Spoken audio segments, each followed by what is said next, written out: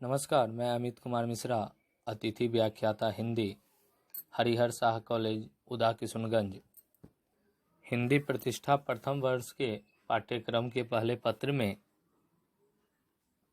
रामचरितमानस के अयोध्या कांड से राम सीता संवाद के अंश पाठ्यपुस्तक में संकलित हैं। मैं उस पाठ की व्याख्या यहाँ प्रस्तुत करने जा रहा हूँ। संपूर्ण पाठ की व्याख्या दो भाग में प्रस्तुत करूंगा। पहले भाग में वे तथ्य हैं जो राम सीता को अयोध्या में रुकने के लिए कहते हुए समझाते हैं कि किस तरह से बन जाने पर वहाँ किन परिस्थितियों से गुजरना पड़ता है, किस तरह के कष्ट सहने पड़ते हैं। इन चीज़ों को जब राम सीता से कह रहे हैं, जब अपनी बातें कह रहे हैं, वह प्रसंग आता है। और उसके बाद दूसरा प्रसंग है जहाँ सीता प्रत्युत्तर में अपने मनोभाव प्रकट करती हैं। रामचरितमानस के संपूर्ण कथानक को तुलसीदास ने 7 कांडों यानी 7 अध्यायों में विभक्त किया है। अयोध्या कांड मानस के दूसरे कांड या दूसरे अध्याय का नाम है राम सीता विवाह के बाद उनका अयोध्या आगमन, राम के राज तिलक की तैयारी, राम का वनगमन, भारत का चित्रकूट में राम सीता से भेंट, भरत का अयोध्या वापस लौटकर चरण पादुका को सिंहासन पर आरूढ़ कर शासनकाल संभालना आदि अयोध्या कांड की घटनाएं हैं। राम सीता संवाद का यह अंश उस समय की घटना है जब राम वनगमन को प्रस्तुत होते हैं और सीता साथ चलने का हठ करती है। राम उन्हें विविध प्रकार से समझाने का प्रयत्न करते हैं। वे सीता से कहते हैं कि यदि तुम अपना और मेरा भला चाहती हो तो मेरी बात मानकर घर में ही रहो। तुम यहीं रहकर सास ससुर की सेवा करो, उसी में सबकी भलाई है। राम कहते हैं कि तुम घर में रहकर सास ससुर की सेवा करो, इससे बढ़कर कोई धर्म नहीं है। माता जब मुझे याद करके व्याकुल होंगी तब तुम मुझसे जुड़ी पुरानी कहानियां सुनाकर उनको धैर्य बंधाना। राम कहते हैं कि मैं शपथ पूर्वक कहता हूँ कि मैं माता की सेवा के लिए ही तुम्हें घर में रहने को कह रहा हूँ। राम कहते हैं कि यदि तुम मेरी बात मानकर घर में रहती हो तो तुम्हें गुरु वचन के पालन और वेदों के पालन से प्राप्त होने वाले सुख प्राप्त होंगे, और यदि तुम अपनी जिद पर अड़ी रहोगी तब तुम्हें गालब मुनि और राजा नहुस की भांति अनेक प्रकार के कष्ट उठाने पड़ेंगे। विश्वामित्र के शिष्य गालब मुनि और राजा नहुस दोनों को ही अपने अपने हठ के कारण जीवन में अनेक तरह की कठिनाइयां उठानी पड़ी थी। उन्हीं का उदाहरण देते हुए राम सीता को समझाते हैं कि हठ का परिणाम अंततः बुरा ही होता है, इसलिए तुम मेरी बात मानकर यहीं अयोध्या में रुक जाओ। इस प्रकार से समझाते हुए राम ने कहा कि मैं पिता की आज्ञा का पालन करके पुनः लौट आऊंगा।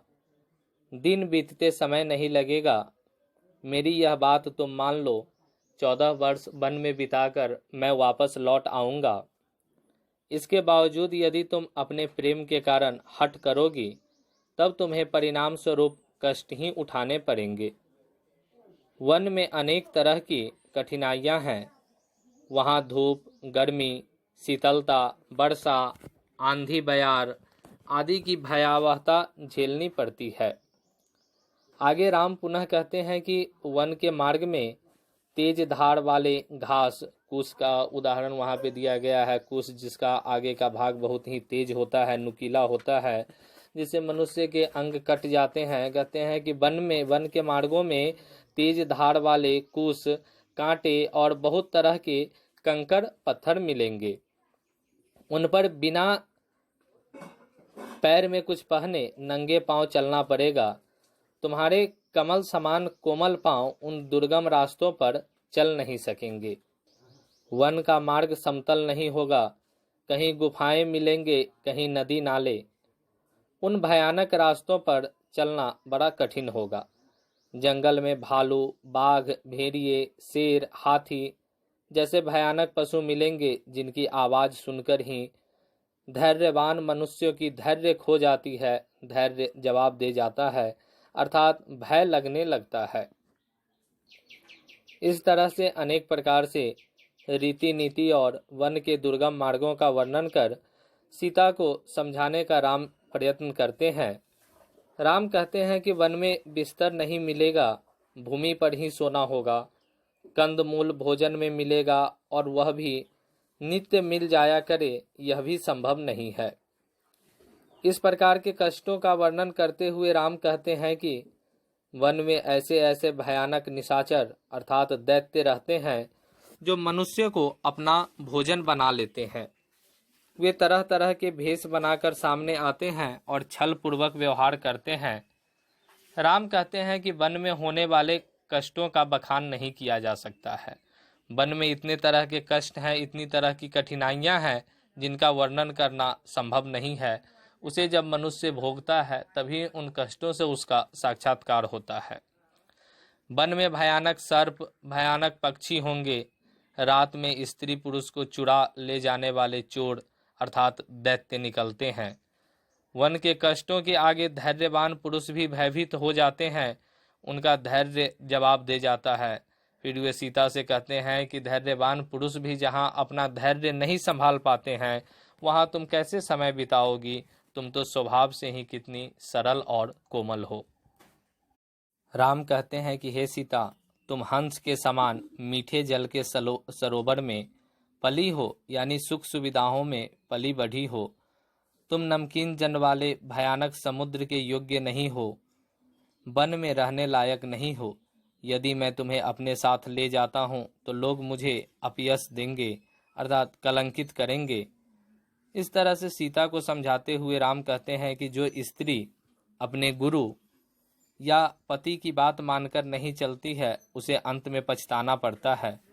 इसलिए तुम मेरी बात मानो और घर में ही रहो, मेरे साथ वन जाने की हठ मत करो। इस तरह से राम सीता को अनेक उदाहरणों के मार्फत यह समझाते हैं कि वन में किस तरह की कठिनाइयाँ होती है। तुम मेरे साथ जाने की जिद मत करो, अयोध्या में ही रहकर सास ससुर की सेवा करो, यहीं अपने धर्म का निर्वाह करो। इसके आगे सीता प्रति उत्तर में अपने मनोभाव प्रकट करती है, जो मैं अगले व्याख्यान में प्रस्तुत करूंगा। धन्यवाद।